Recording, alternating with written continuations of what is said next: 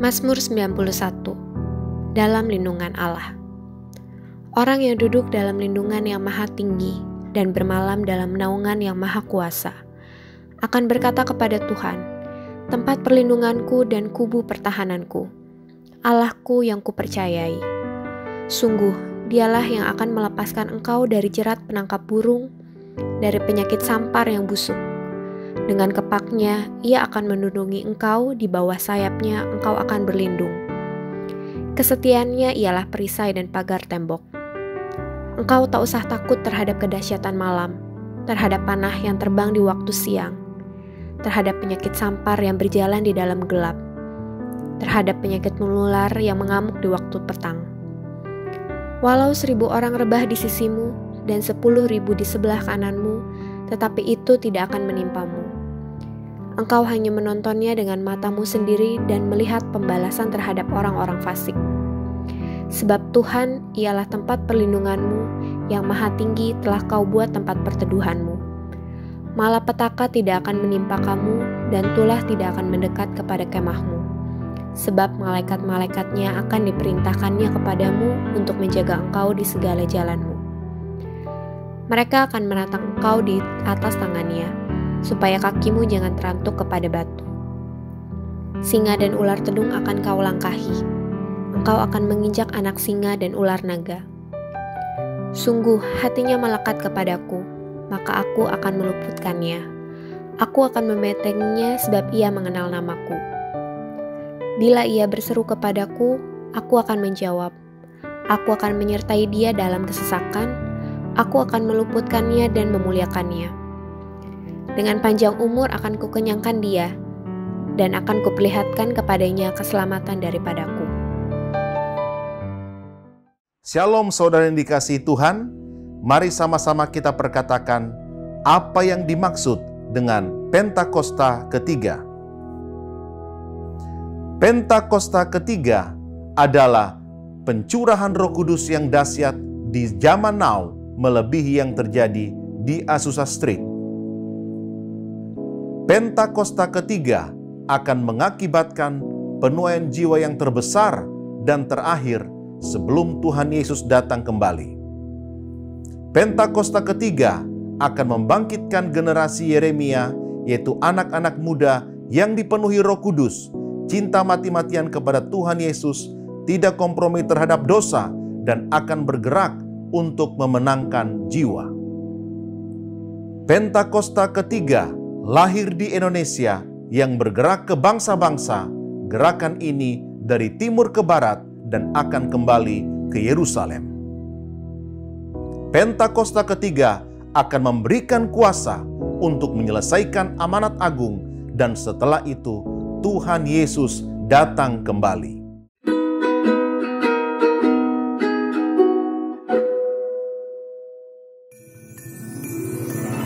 Shalom Gereja Tuhan. Tinggal menghitung hari kita akan merayakan Natal bersama-sama. Mari di momen Natal ini kita sambut Raja Damai dengan membalas anugerah Tuhan, meninggalkan dosa dan juga hidup di dalam kekudusan. Carilah Tuhan selagi Ia bersedia untuk ditemui, dan berbuahlah dalam karakter sesuai dengan karakter Kristus. Kasih Tuhan tidak hanya dalam kata-kata, namun kasih Tuhan telah dibuktikan dalam hidup kita melalui kelahirannya dan juga kematian anaknya.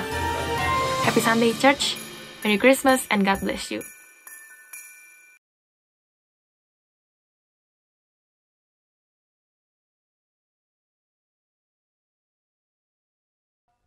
Shalom Bapak Ibu Saudara yang berkati Tuhan, saya percaya sampai dengan minggu ini Tuhan ajaib buat setiap kita, amin.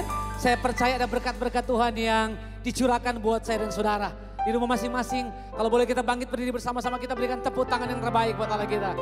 Kalau Tuhan memberkati saya dan saudara, semua karena anugerah Tuhan. Berikan tepuk tangan yang terbaik bagi Dia, katakan haleluya. Kasih karunia Tuhan menyertai kita semua. Tepuk tangan bersama-sama. Haleluya.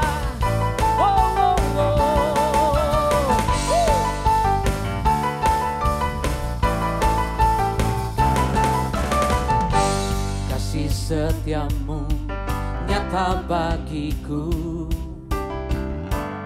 hikmat kebajikan tersedia bagiku. Sebab Allah sanggup limpahkan segalanya, dan anugerahnya sangat besar bagiku. Aku diberkati, aku dilimpahi, karena Allah sanggup untuk menyediakan. Aku diberkati, aku dilimpahi atas sempurna anugerah Tuhan bagiku. Tepuk tangan lebih baik lagi bagi Allah kita. Aku diberkati. Yeah, yeah, yeah. Mari angkat suaramu sama-sama. Kasih setiamu nyata bagiku, hikmat kebajikan tersedia bagiku. Sebab Allah sanggup limpahkan segalanya, dan anugerahnya sangat besar bagiku. Aku diberkati, aku diberkati, aku dilimpahi, karena Allah sanggup untuk menyediakan. Aku diberkati, aku dilimpahi atas sempurna anugerah Tuhan. Lagi sama-sama, aku diberkati, aku diberkati, aku dilimpahi, karena Allah sanggup untuk menyediakan. Aku diberkati, aku dilimpahi atas sempurna anugerah Tuhan bagiku. Mari angkat suaramu sama-sama. Sebab Allah sanggup limpahkan segalanya, dan anugerahnya sangat besar bagiku. Sekali lagi sama-sama. Sebab Allah sanggup limpahkan segalanya, dan anugerahnya sangat besar bagi. Mari sama-sama, aku diberkati, aku diberkati, aku dilimpahi, karena Allah sanggup untuk menyediakan. Aku diberkati, aku dilimpahi atas sempurna anugerah Tuhan bagiku. Lagi sama-sama katakan, aku diberkati, diberkati, aku dilimpahi, karena Allah sanggup untuk menyediakan. Aku diberkati, aku dilimpahi atas sempurna anugerah Tuhan bagiku. Tepuk tangan yang terbaik bagi Allah kita. Sorak-sorai katakan haleluya. Kami orang-orang yang diberkati Tuhan. Lebih baik lagi bagi Tuhan katakan haleluya. Haleluya. Oh, kemuliaan bagimu ya Tuhan. Sampai hari ini kami orang yang mengecap, melihat, menikmati kebaikan Tuhan. Dan kami ada saat ini karena anugerah Tuhan. Hidup yang kami hidupi sampai hari ini, semua kasih karunia Tuhan. Mari Bapak Ibu Saudaramu siapkan hati kita untuk menyembah Tuhan. Saya percaya mujizat Tuhan ada di rumahmu. Lawatan Tuhan engkau nikmati di rumahmu. Terima kasih Tuhan. Ku ada sebagai mana ku ada,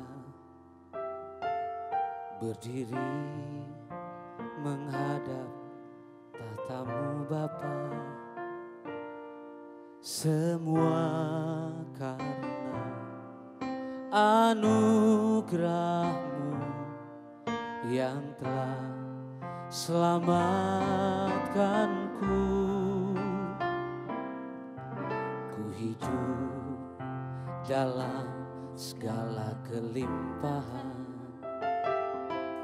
Ku layak untuk melayani Tuhan, semua karena anugerah-Mu tercurah bagiku. Mari katakan, besar anugerah-Mu, besar anugerah-Mu, berlimpah kasih-Mu, semakin hari, semakin hari, semakin bertambah besar anugerah-Mu.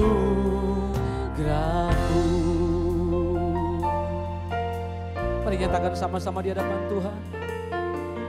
Ku ada sebagai mana ku ada,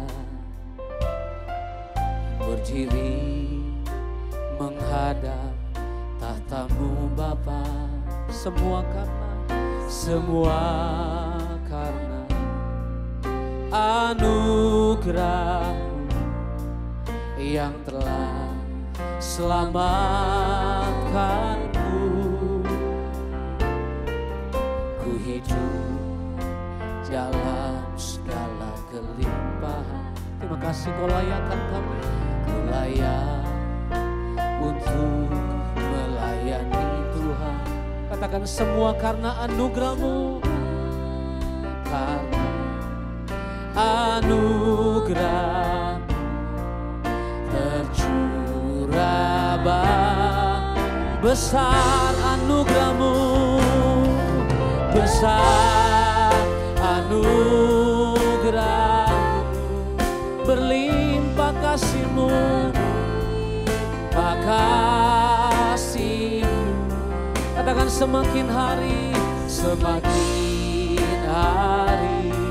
semakin bertambah besar anugerah. Sekali lagi, besar anugerah-Mu, besar anugerah-Mu, berlimpah kasih-Mu, semakin hari, semakin bertambah besar anugerah. Sekali lagi katakan, besar anugerah-Mu, besar anugerah-Mu, berlimpah kasih-Mu, semakin hari,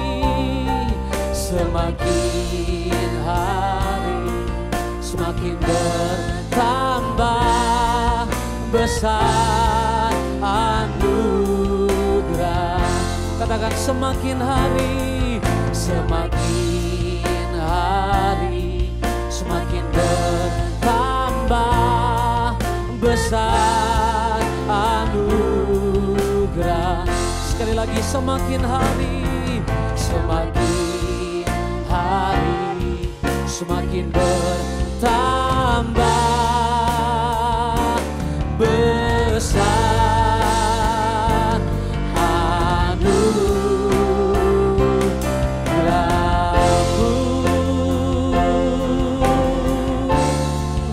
Sembah Dia, oh, sebab besar anugerah-Mu di dalam hidup kami Tuhan.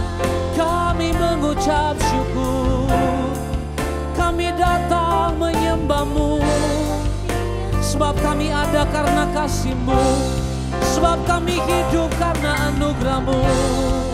Yes Lord, hikana masyata karadaba. Mari angkat suaramu, sembah Dia, sebab kami tahu Engkau ada di tengah kami.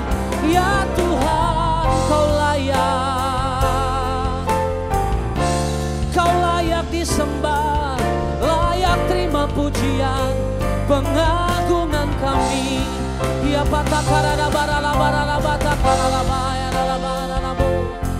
Tuhan ada di tengah kami, dan hadirat-Mu memenuhi kami.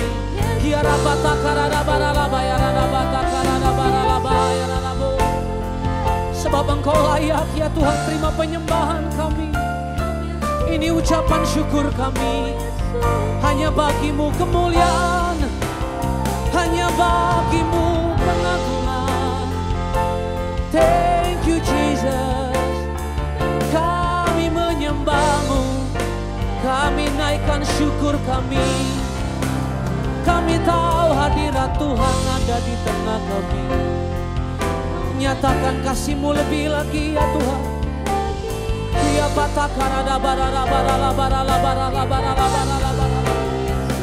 kemurahan-Mu, hadirat-Mu nyata di tempat ini. Terima kasih Tuhan, bagi-Mu pujian. Terima kasih Kau hadir di tengah kami. Nyatakan kemuliaan-Mu Tuhan. Mari angkat kedua tanganmu di hadapan Tuhan. Sebab yang ku percaya hadirat Tuhan ada di sini.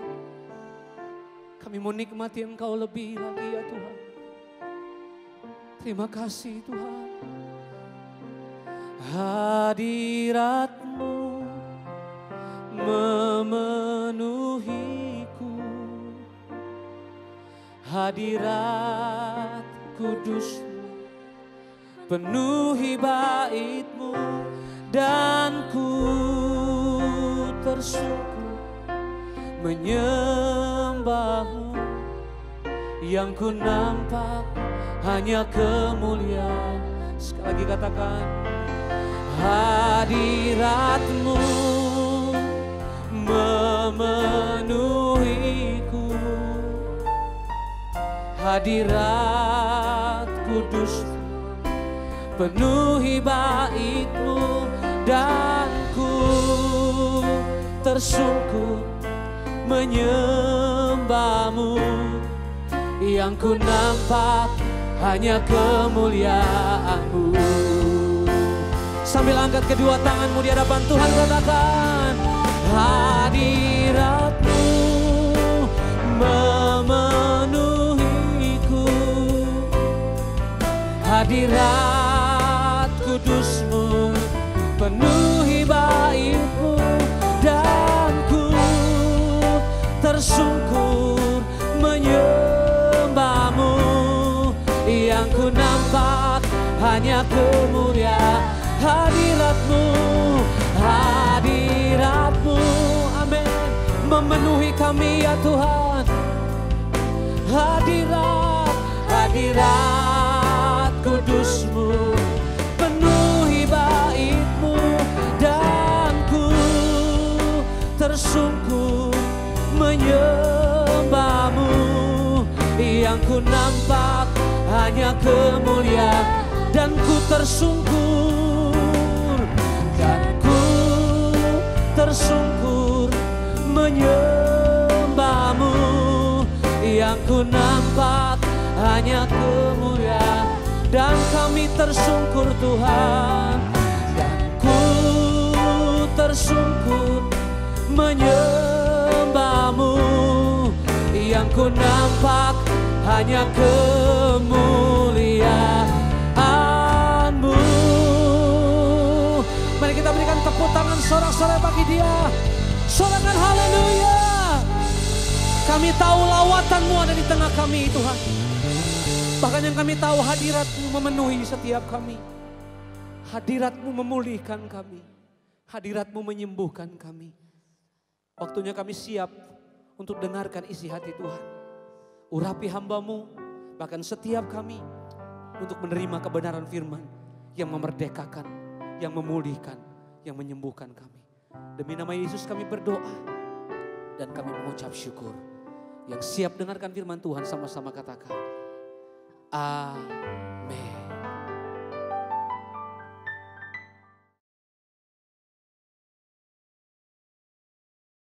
Shalom semua, tidak terasa kita telah memasuki bulan Desember, di mana kita akan merayakan Natal.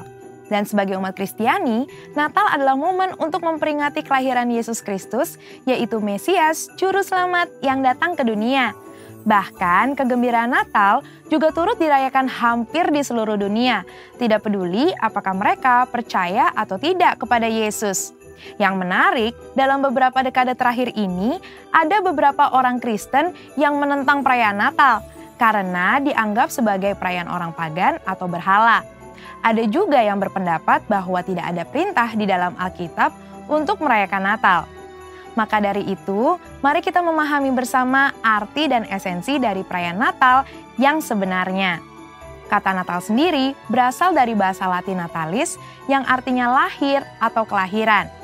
Dan di dalam bahasa Inggris, kata Christmas berasal dari bahasa Inggris kuno yaitu Christmasmasse atau Christmas, yang artinya penderitaan Kristus, di mana penderitaannya dimulai saat dia datang dan lahir menjadi manusia. Hal ini menunjukkan bahwa memang Natal selalu berkaitan dengan kelahiran Yesus Kristus ke dunia sebagai manusia. Beberapa orang Kristen yang menolak perayaan Natal berpendapat bahwa Natal adalah perayaan pagan yang dimulai pada tahun 274 Masehi oleh orang-orang Romawi untuk menghormati matahari dan Saturnus pada titik balik matahari di musim dingin yang umumnya jatuh pada tanggal 25 Desember. Namun, saat Kaisar Konstantinus Agung menjadi Kristen, festival Romawi ini diubah menjadi perayaan kelahiran Yesus, di mana fokus penyembahan yang tadinya kepada matahari menjadi kepada Tuhan, yaitu Sang Surya kebenaran dan Sang Surya pagi dari tempat tinggi, seperti tertulis dalam Maleakhi 3 ayat 2, Mazmur 84 ayat 2, dan Lukas 1 ayat 78. Mengganti hari raya matahari menjadi hari kelahiran Yesus Kristus bukanlah penyembahan berhala. Mengenai tanggal 25 Desember sebagai hari Natal, ini adalah tanggal yang paling banyak digunakan untuk perayaan Natal gereja-gereja. Namun, ada beberapa denominasi yang merayakannya pada tanggal lain, biasanya antara awal Desember hingga Januari. Hal ini terjadi karena sulit untuk menentukan tahun, bulan, dan tanggal yang pasti kapan Yesus dilahirkan. Namun, satu hal yang pasti, Yesus benar-benar pernah dilahirkan. Gereja sendiri sudah memperingati kelahiran Yesus semenjak awal abad pertama dan kedua, sebagaimana dicatat oleh para pemimpin gereja setelah era para rasul. Artinya, ibadah Natal memperingati kelahiran Yesus justru jauh lebih dulu dari perayaan matahari atau Saturnus bangsa Romawi di abad ketiga. Pada tanggal 25 Desember 350 Masehi, Uskup Julius I dari Roma memutuskan untuk mengadakan ibadah Natal memperingati kelahiran Yesus dengan maksud menandingi festival matahari atau Saturnus Romawi. Ternyata lebih banyak orang yang menghadiri ibadah Natal di gereja-gereja. Semenjak itu, secara tradisi, orang Kristiani merayakan Natal pada tanggal 25 Desember. Melihat catatan-catatan para petinggi gereja tentang perayaan kelahiran Yesus, maka perayaan Natal pada 25 Desember bukanlah upaya kristenisasi dari festival matahari orang-orang non-Kristen. Malah mungkin sebaliknya, festival matahari adalah upaya romanisasi hari Natal. Selain itu, pendapat bahwa tidak ada perintah di dalam Alkitab untuk merayakan Natal adalah pendapat yang tidak tepat. Karena secara esensial, justru merayakan Natal adalah hal yang alkitabiah. Merayakan dan menceritakan kelahiran Yesus hingga kenaikannya harus dilakukan gereja untuk memuridkan jemaat dan memberitakan Injil Kristus, yang artinya kita sedang memberitakan firman Allah, memuliakan dan melaksanakan misi Allah. Menurut Lukas pasal 1 dan 2, ada 7 fokus Natal yang harus kita pahami. Yang pertama adalah pada kekudusan dan ketaatan, bahwa Tuhan memberikan perkenanan kepada mereka yang hidupnya benar dan tak bercacat di hadapannya. Fokus kedua adalah pada Roh Kudus, di mana urapan dan pencurahan Roh Kuduslah yang memungkinkan umat Tuhan menerima dan melakukan perbuatan baik, besar, dan ajaib. Fokus yang ketiga adalah pada mujizat dan tanda-tanda ajaib, di mana Tuhan membuktikan bahwa Ia sanggup melakukan hal-hal ajaib melampaui akal manusia. Fokus keempat kepada pujian dan penyembahan, bahwa kehadiran Allah di dalam hidup kita harus diresponi dengan penyembahan dan penyerahan diri.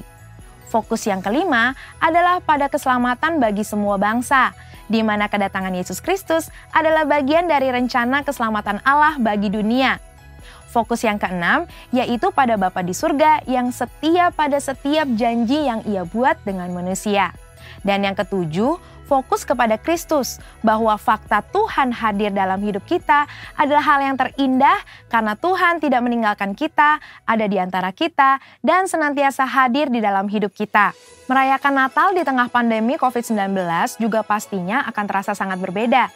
Namun ketika kita betul-betul memahami 7 fokus yang terdapat di dalam Lukas 1 dan 2, kita akan mengerti esensi Natal yang sebenarnya, yaitu merayakan Natal dengan kesederhanaan seperti yang dicontohkan Yesus pada saat Ia lahir. Bahkan Alkitab menentang perayaan Natal yang berlebihan dan mengingatkan kita untuk terus berbagi seperti Kristus yang telah membagi hidupnya dengan kita. Percayalah bahwa terang Kristus tetap ada di dalam hidup kita, sehingga kita dapat menjalani kehidupan bersamanya. Biarlah sukacita Natal dapat kita peroleh saat kita merayakan Kristus dan kehadirannya, bahkan di tengah pandemi ini. Mari kita tetap merayakan lahirnya Yesus, Sang Mesias. Saudara, untuk penjelasan lebih lanjutnya dari tim teologi kami mengenai perayaan Natal, ornamen Natal, dan lain sebagainya, jangan lupa buka link yang ada di atas atau scan barcode yang tersedia. Selamat Hari Natal, Tuhan Yesus memberkati.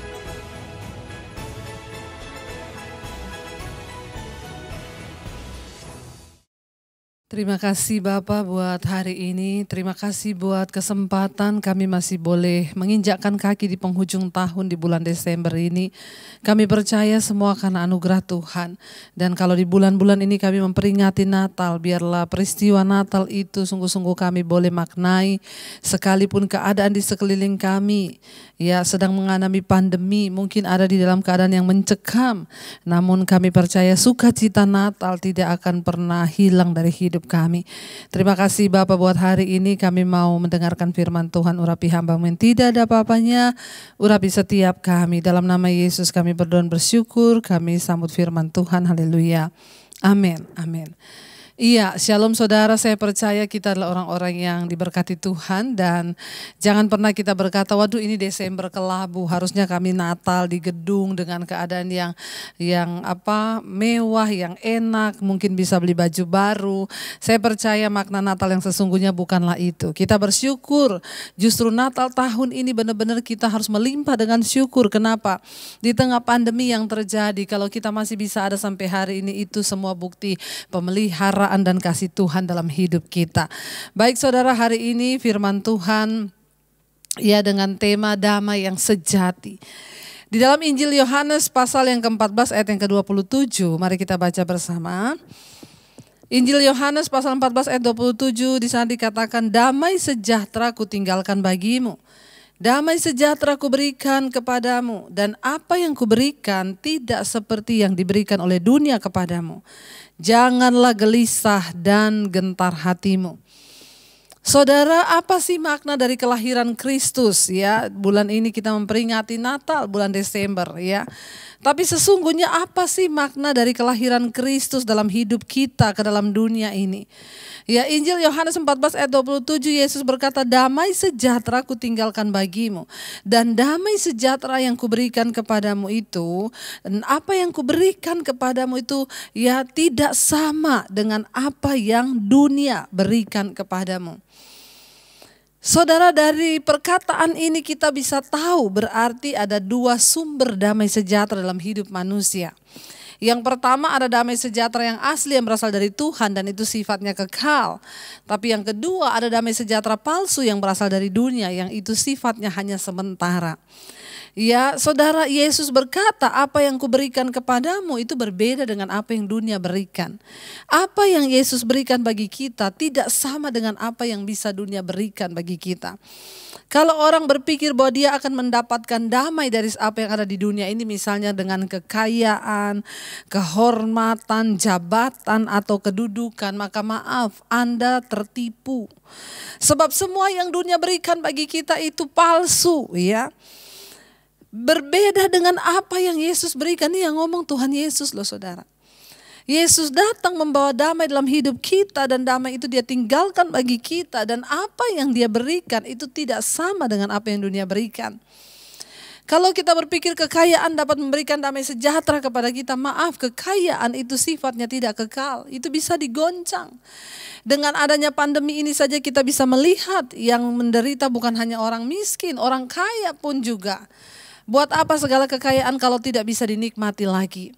Ya, mau sekaya apapun sekarang kita hanya diam di rumah dan tidak bisa melakukan apa-apa. Bahkan ada ketakutan mencekam. Ya saudara, tetapi damai yang Yesus berikan itu adalah damai yang sejati. Sehingga kita tidak heran kenapa Rasul Paulus bisa berkata, bagiku hidup adalah Kristus dan mati adalah sebuah keuntungan. Kenapa? Karena Rasul Paulus sudah mengalami Yesus secara pribadi dan dia tahu betul bahwa damai yang Tuhan berikan itu adalah sebuah jaminan sampai pada hidup yang kekal. Apa makna dari kedatangan Kristus ke dalam dunia ini? Apa arti dari Natal yang sesungguhnya bagi saudara dan saya? Yesus datang membawa damai itu. Dan mengapa Yesus berkata apa yang dia berikan itu berbeda dengan apa yang dunia berikan? Mari kita buka bersama dalam 2 Korintus pasal yang ke-5 ayat yang ke-17 saudara sampai ayat yang ke-18 ya. Rasul Paulus berkata begini dalam suratnya kepada jemaat di Korintus, 2 Korintus 5 ayat 17. Jadi siapa yang ada dalam Kristus, ia adalah ciptaan baru. Yang lama sudah berlalu, sesungguhnya yang baru sudah datang. Ayat 18. Dan semuanya ini dari Allah yang dengan perantaraan Kristus telah mendamaikan kita dengan dirinya. Dan apa yang telah dipercayakan dan di sini dikatakan memperdamaikan kita dengan dirinya dan yang telah mempercayakan pelayanan pendamaian itu kepada kami. Siapa yang ada di dalam Kristus, dengan kata lain orang yang menerima Kristus, orang yang menerima kelahiran Kristus dalam hidupnya, orang yang mengalami peristiwa Natal dalam hidupnya. Ya, mereka di sini dikatakan adalah ciptaan yang baru, yang lama sudah berlalu dan sesungguhnya yang baru itu sudah datang. Mengapa firman Tuhan ini berkata seperti itu? Kita harus sungguh-sungguh memaknai kehadiran Kristus dalam hidup kita saudara. Sehingga kita bukan hanya menjadi orang Kristen yang hanya mendengar, tetapi kita sendiri tidak mengalami damai Tuhan itu. Semua orang yang berjumpa dengan Yesus hidupnya harus diubahkan. Tidak ada seorang pun yang tidak diubahkan ketika berjumpa Yesus. Semua rasul-rasul di dalam Alkitab ya mengalami perubahan. Bahkan ayat ini sendiri ditulis oleh Rasul Paulus. Dia yang tadinya adalah seorang Saulus, kerjaannya membunuh para pengikut Kristus. Tapi ketika dia berjumpa dengan Yesus, Tuhan ubahkan. Karena itu dia mampu berkata dan dia tahu apa yang dia tulis. Jadi siapa yang ada dalam Kristus, dia adalah ciptaan yang baru. Yang lama sudah berlalu, sesungguhnya yang baru sudah datang. Apa yang paling dibutuhkan manusia di dalam dunia ini saudara? Jujur kalau saya bertanya, kira-kira menurut saudara itu apa yang paling kita butuhkan di dunia ini?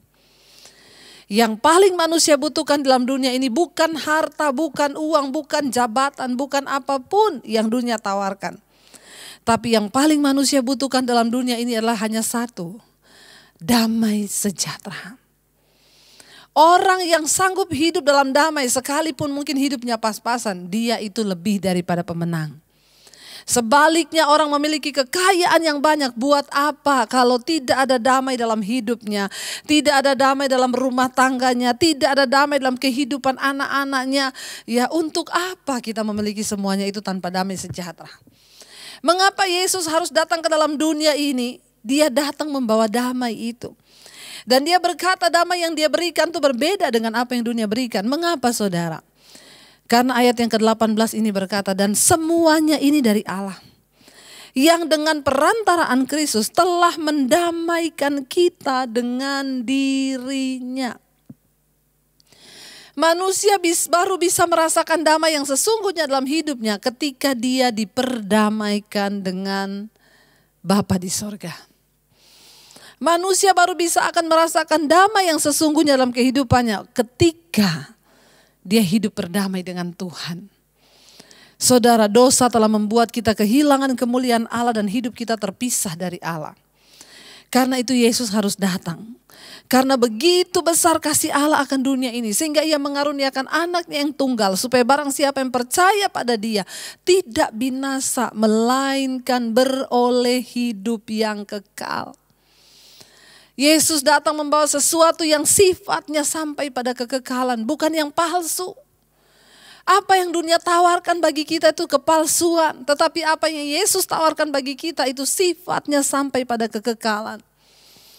Karena itu sangat disayangkan kalau kita mengaku Kristen tapi kita tidak mengalami damai yang sesungguhnya dalam hidup kita, yaitu damai sejahtera dari Tuhan.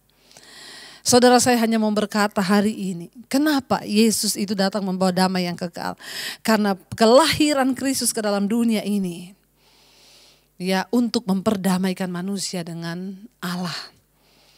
Dosa telah memisahkan kita dari hubungan kita dengan Tuhan. Dosa telah merusak hubungan manusia dengan Bapa di sorga.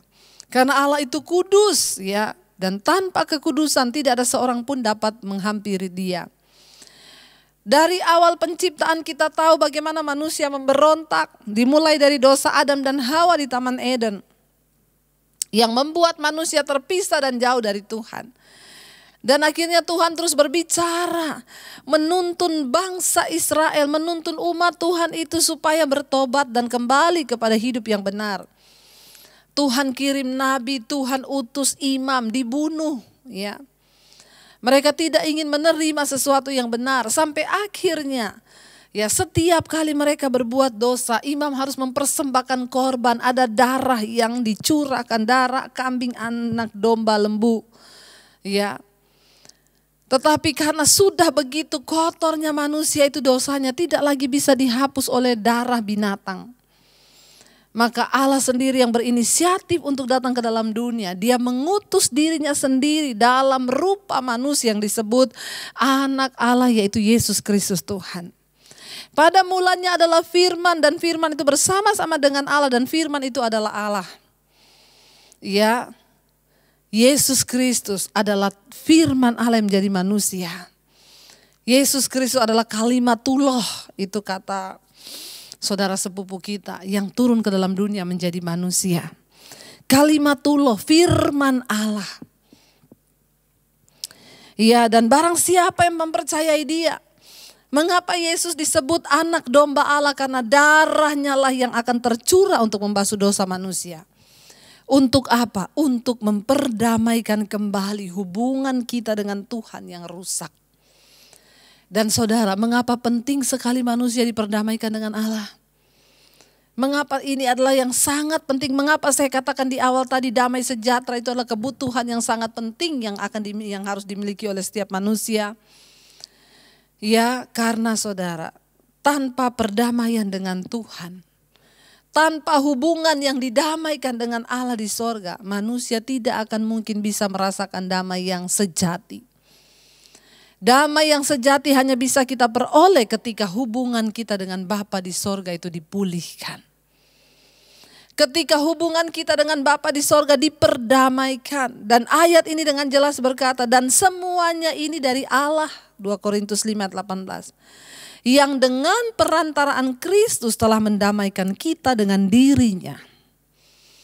Ya, ini adalah inisiatif Allah untuk memperdamaikan dirinya dengan manusia. Ini adalah inisiatif Tuhan sendiri untuk memperdamaikan dirinya dengan kita. Kenapa? Karena Tuhan tahu. Kalau hubungan kita dengan Tuhan itu rusak, maka kita tidak akan pernah bisa memiliki damai yang sejati di dalam hidup kita. Mari saudara, ya, engkau tidak akan mungkin damai dalam rumah tanggamu kalau engkau tidak diperdamaikan dengan Tuhan. Engkau tidak mungkin bisa hidup damai dengan anak-anakmu kalau engkau sendiri belum diperdamaikan dengan Tuhan. Saya banyak melihat orang yang mengaku Kristen, rumah tangganya hancur, hubungan orang tua dengan anak hancur. Setiap hari mereka ada dalam pertikaian rumah tangga yang kacau balau, itu neraka di dalam dunia.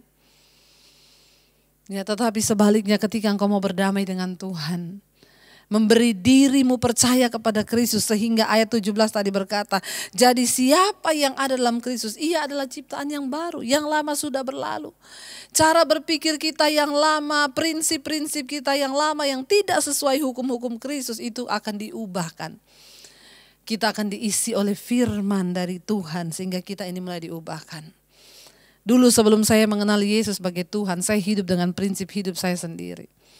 Ada begitu banyak kesalahan yang saya lakukan dan saya berpikir itu benar.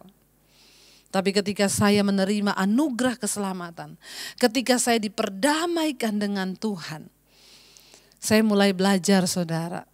Firman Tuhan mulai mengisi hidup saya. Karena itu Alkitab berkata segala tulisan yang diilhamkan Allah itu bermanfaat untuk menyatakan kesalahan, untuk menegur orang di dalam kebenaran dan juga untuk merubah kelakuan di hidup kita. Damai yang sejati hanya bisa kita dapatkan ketika kita ini hubungannya diperdamaikan dengan Tuhan. Setelah kita diperdamaikan dengan Tuhan saudara, kita baru bisa mempercayai Tuhan dengan sungguh-sungguh. Ini adalah langkah-langkah, ya seseorang tidak mungkin mempercayai Tuhan kalau hubungannya dengan Tuhan rusak karena dosa. Ya makanya Alkitab berkata jangan jadikan dirimu musuh Allah. Rasul Paulus berkata di sana, ya ayat yang ke-19. Sebab Allah mendamaikan dunia dengan dirinya oleh Kristus dengan tidak memperhitungkan pelanggaran mereka. Ia telah mempercayakan berita pendamaian itu kepada kami. Ya ayat 19, sebab Allah mendamaikan dunia dengan dirinya oleh Kristus dengan tidak memperhitungkan pelanggaran mereka. Tuhan sendiri yang memperdamaikan dirinya dengan kita lewat Yesus Kristus. Dan dia tidak memperhitungkan segala dosa dan pelanggaran kita. Ayat ini berkata dia tidak memperhitungkan dosa kita dan pelanggaran kita. Ya, dan karena itu Rasul Paulus berkata, ia juga yang telah mempercayakan berita pendamaian itu kepada kami. Ya, saudara ayat 20 berkata, jadi kami ini adalah utusan-utusan Kristus. Seakan-akan Allah menasehati kamu dengan perantaraan kami. Dalam nama Kristus kami meminta kepadamu, berilah dirimu didamaikan dengan Allah. Yesus secara fisik tidak ada lagi dalam dunia. Karena itu dia memilih hamba-hambanya, termasuk saya hari ini, berbicara kepada saudara. Tuhan mempercayakan berita pendamaian itu kepada kami hamba-hamba Tuhan. Karena itu tujuan utama dari seorang hamba Tuhan itu apa? Untuk apa seorang hamba Tuhan itu berkhotbah, tujuannya untuk apa? Saya baru tahu ini saudara. Tujuan dari kita berkhotbah ini ternyata supaya apa? Supaya orang itu didamaikan dengan Tuhan. Supaya dia tuh bertobat kembali kepada jalan-jalan Tuhan dan meninggalkan jalan dunia yang jahat ini. Dan hubungannya dengan Tuhan diperdamaikan. Mengapa orang harus diperdamaikan dengan Tuhan? Supaya dia bisa mengalami damai yang sejati itu dalam kehidupannya. Karena tanpa damai yang sejati, karena tanpa damai dengan Bapa di sorga, tanpa berdamai dengan Tuhan, kita tidak akan mungkin bisa mengalami damai yang sejati itu dalam hidup kita. Kita membutuhkan Yesus, berita tentang kelahiran Kristus, berita tentang sukacita Natal itu. Karena itu saya berkata saudara, tidak ada namanya Desember kelabu. Banyak orang bikin status, aduh Desember ini Desember kelabu. Ya kita merayakan Natal gak bisa bareng-bareng di gedung. Cuma lewat Zoom, lewat online, lewat apa. Gak ada omongan Desember kelabu. Karena sukacita, keselamatan dan damai sejahtera yang Tuhan berikan tidak pernah bisa diubah oleh keadaan apapun. Orang yang sungguh-sungguh mengalami kelahiran Kristus, mengalami Natal dalam hidupnya, akan berkata, damai yang kami miliki itu damai yang sejati. Damai yang tidak bisa dipengaruhi oleh keadaan. Damai yang tidak dapat diubah oleh kondisi apapun. Karena Kristus adalah damai yang sejati itu. Sudah memperdamaikan kami dengan dirinya. Ya, ayat yang ke-21 berkata, dia tidak mengenal dosa. Telah dibuatnya menjadi dosa karena kita. Supaya dalam dia kita dibenarkan oleh Allah. Saudara, Yesus adalah sumber damai yang sejati bagi hidup saudara dan saya. Karena itu Yesus berkata di Yohanes 14 ayat 27. Damai sejahtera ku tinggalkan bagimu, damai sejahtera ku berikan kepadamu. Dan apa yang ku berikan kepadamu tidak seperti yang diberikan oleh dunia kepadamu. Janganlah gelisah dan gentar hatimu. Apapun yang sedang ada di sekeliling kita hari-hari ini, jangan sampai membuat kita gelisah dan gentar. Virus corona yang sedang merebak hari-hari ini yang membuat kita tidak lagi bisa beribadah di gedung gereja. Jangan membuat kita gelisah dan gentar. Kenapa? Karena damai yang sesungguhnya sedang turun ke dalam dunia. Damai yang sesungguhnya itu telah ada dalam hidup saudara dan saya yang sudah mengalami Natal itu, yaitu kelahiran Kristus dalam hidup kita. Tidak ada satupun yang bisa merampas damai yang sejati itu, yaitu Kristus dalam hidup kita. Karena itu orang yang sudah mengalami Kristus, orang yang sudah mengalami damai yang sejati itu, dia akan sanggup berkata, ya, bahwa tidak ada satupun yang bisa menggoyahkan imanku. Tidak ada satupun yang bisa merampas damai sejahteraku. Kenapa? Karena Kristus adalah satu-satunya damai dalam hidupku. Harusnya kita semua mampu berucap seperti itu. Karena Yesus adalah sungguh-sungguh Allah yang datang ke dalam dunia menjadi terang bagi saudara dan saya. Dan bukan cuma itu, dia datang untuk mendamaikan kita dengan Bapa. Dia datang mendamaikan kita dengan dirinya sendiri. Dan ketika kita diperdamaikan dengan Tuhan, maka kita akan memiliki damai yang sejati dalam rumah tangga kita, ya, di dalam hubungan kita, dalam pekerjaan kita, dalam apapun akan ada damai. Tetapi sebaliknya, orang yang hubungannya dengan Tuhan belum diperdamaikan, dia tidak mungkin mengalami damai sejahtera dalam hidupnya, apalagi yang namanya damai yang sejati. Mari saudara, kita sungguh-sungguh menyadari bahwa tidak ada satupun yang bisa menggantikan posisi Kristus dalam hidup kita. Biar kita mau menjalani bulan-bulan ini, ya, kita masih bisa menginjakkan kaki di akhir tahun, di penghujung bulan di tahun 2020. Memang tanpa kita sadari, kita hanya memasuki tahun 2020 itu hanya 2 bulan yang normal. Setelah itu new normal. Karena pandemi dan tidak ada satupun yang tahu. Namun saya mau beritahu kepada kita semua hari ini, kita sedang ada di masa-masa pemurnian. Firman Tuhan berkata, aku akan menggoncangkan satu kali lagi, bukan hanya bumi saja tapi langit juga, supaya tertinggal satu umat yang tidak tergoncangkan. Apa yang dimaksud dengan satu umat yang tidak tergoncangkan? Umat yang hidup dalam damai yang sejati. Apapun keadaan di sekeliling kita tidak akan pernah mampu merampas damai sejahtera yang ada dalam hidup kita. Kenapa? Karena Yesuslah sumber damai yang sejati itu. Mari kita mau merenungkan firman ini saudara. Mari kita mau berkata pada Tuhan, terima kasih Tuhan. Engkau yang telah lahir ke dalam dunia membawa damai bagi hidup kami. Seorang anak itu telah lahir. Engkau datang bagi kami Tuhan. Bukan ketika kami benar. Engkau datang di saat kami masih berdosa. Kami bersyukur buat kasih-Mu. Kami bersyukur karena Engkau membawa damai itu dalam hidup kami. Terima kasih Yesus. Mari kita pujikan bersama saudara. Seorang anaklah lahir untuk kita, seorang putera diberikan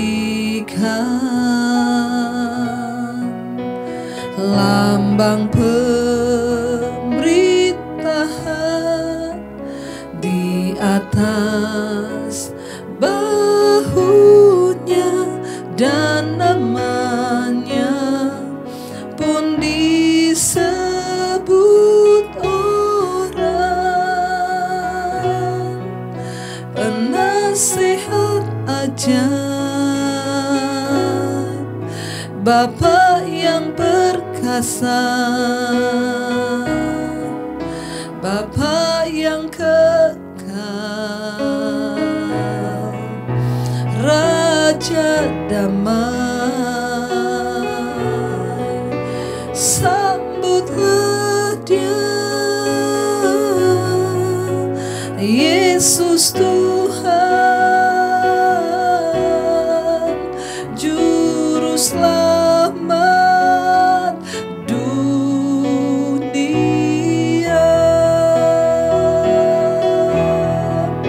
penasehat ajaib, Bapa yang perkasa, Bapa yang kekal, Raja damai, sambutlah Dia, Yesus Tuhan, Juru Selamat dunia.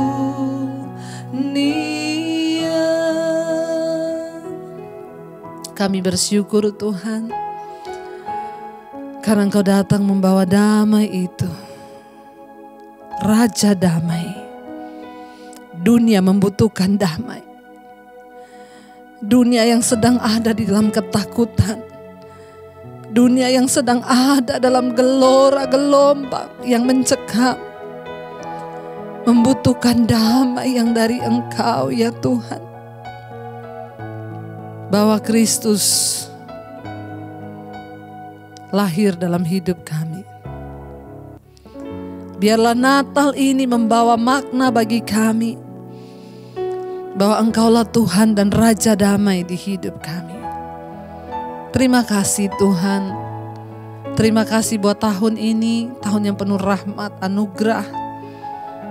Dan tidak ada satu pun yang bisa merampas damai sejahtera di hidup kami dan sukacita Natal ini. Segala pujian, hormat, bahkan kemuliaan hanya bagimu Bapa, Raja yang kekal, Raja damai, yaitu Yesus Kristus Tuhan. Terima kasih buat segala yang terbaik bagi kami. Dalam nama Tuhan Yesus, kami berdoa dan kami bersyukur. Haleluya. Amin. Amin. Amin.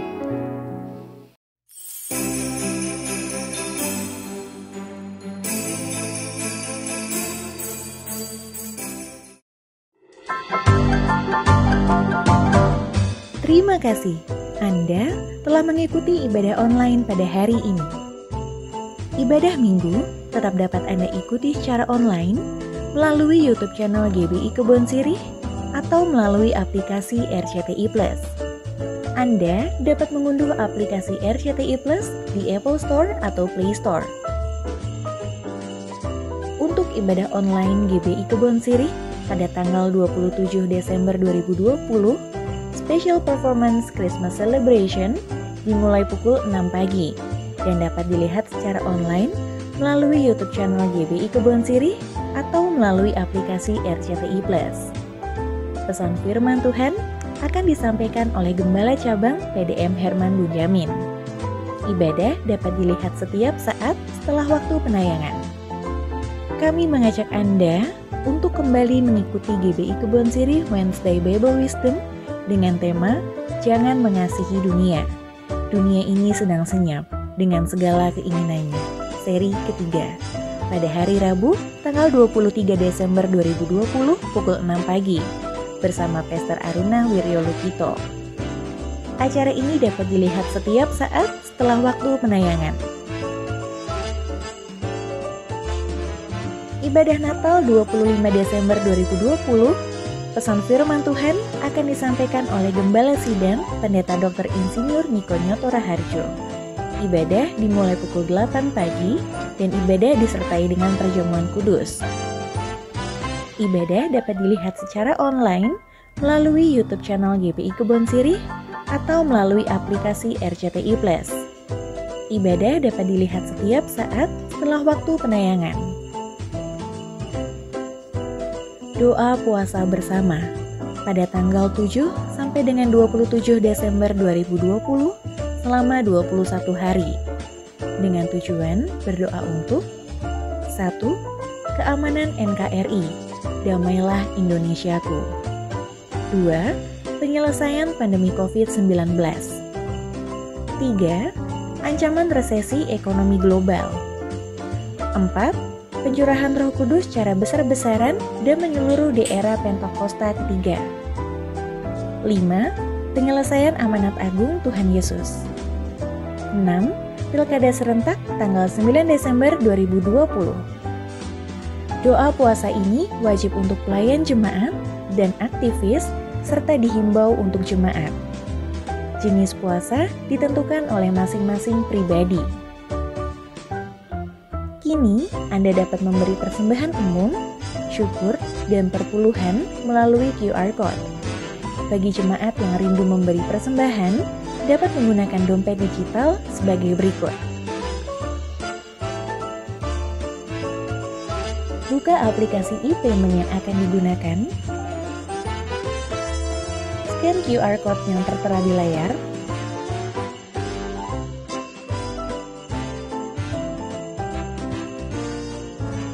masukkan nominal yang diinginkan, klik OK, atau lanjutkan, atau confirm, dan lakukan konfirmasi pembayaran. Selamat, Anda telah berhasil melakukan proses transfer via QR Code. Persembahan melalui QR Code tidak dipungut biaya apapun. Persembahan umum, perpuluhan, diakonia, dan bantuan COVID-19 dapat Anda transfer ke nomor rekening berikut ini.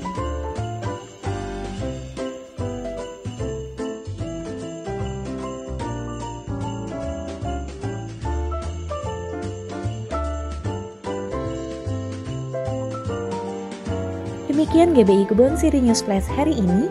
Tuhan Yesus memberkati. Mari jemaat Tuhan, kita siapkan hati kita untuk berdoa. Terima kasih Tuhan Yesus untuk pembicara hari ini yang telah menyampaikan kebenaran firman pada ibadah online hari ini. Kiranya Engkau memberkati pelayanannya dan keluarganya. Kami juga berdoa untuk gembala sidang kami, Bapak Pendeta Niko Noterharjo dan keempat wakilnya, Gembala Rayon, Gembala Cabang GBI Kebon Siri, dan Gembala-Gembalaku. Kiranya Engkau senantiasa memberkati mereka dan memberikan hikmat kepada mereka, Tuhan. Kami juga berdoa untuk jemaat GBI Kebon Siri yang telah mengikuti ibadah online pada hari ini. Kiranya Bapa Engkau memberkati setiap aspek kehidupan mereka pada pandemi COVID-19, sehingga apapun yang menjadi kebutuhan mereka, Engkau telah mencukupkan semuanya. Kami juga berdoa Tuhan, untuk generasi Yeremia pada akhir zaman ini, Engkau tetap memakai mereka untuk menjadi terang negara dimanapun mereka berada. Engkau bangkitkan semangat mereka untuk tetap melayani Tuhan. Kami juga berdoa Tuhan Yesus, untuk bangsa Indonesia kami Tuhan, yang sedang mengalami COVID-19, kiranya Tuhan Engkau yang berdaulat atas bangsa kami, bangsa Indonesia, sehingga hanya kuasa-Mu yang terjadi dalam bangsa Indonesia. Kami berdoa untuk pemerintahan di Indonesia, dari presiden, wakil presiden, gubernur, kepala-kepala desa, hingga aparat yang terendah sekalipun Tuhan. Engkau tetap memberkati mereka, berikan mereka hikmat, kebijaksanaan daripada Engkau, sehingga Tuhan, apa yang mereka kerjakan benar-benar daripada Engkau, Tuhan. Terima kasih Tuhan buat semua yang Kau kerjakan dalam setiap kehidupan kami. Tiba saatnya Tuhan, kami akan menerima berkat-Mu dari hamba-Mu hari ini. Mari siapkan hati kita dan angkat kedua tangan kita di hadapan Tuhan.